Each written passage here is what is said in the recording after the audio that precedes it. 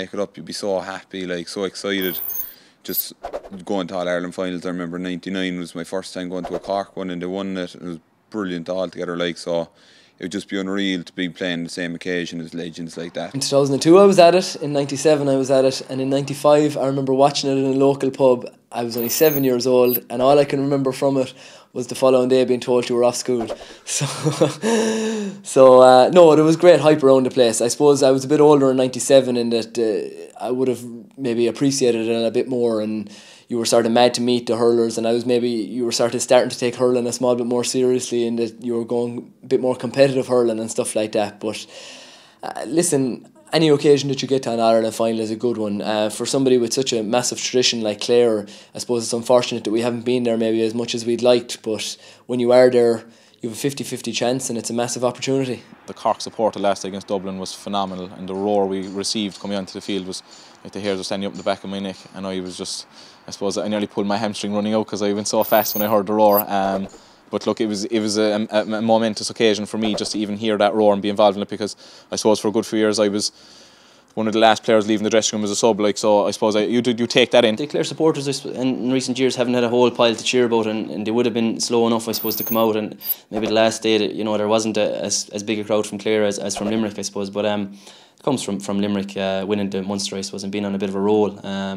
But the manner that we won in, we probably got a couple of points at the end, and we kind of pulled away, but it was certainly didn't feel like it was comfortable on the field, and if Limerick had got a goal, or if Limerick had been able to bridge that gap a bit closer, it could have been a lot less comfortable, I suppose, towards the end. Beating Kilkenny was probably the big turning point after such a downer in the Munster final against Limerick, like,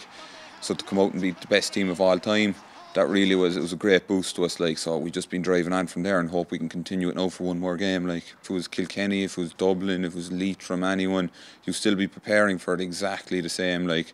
So Clare, like, we've just played them so many times this year, like, people thinking we might have a bit of an upper hand because we beat them in championship, but they're after beating us 3 times as well besides that, so we don't know, just going in we think it's 50-50. The fact that we've played them a couple of times, the familiarity will breed competitiveness, which is always good for a game, and good for both counties, I suppose, that are involved in it,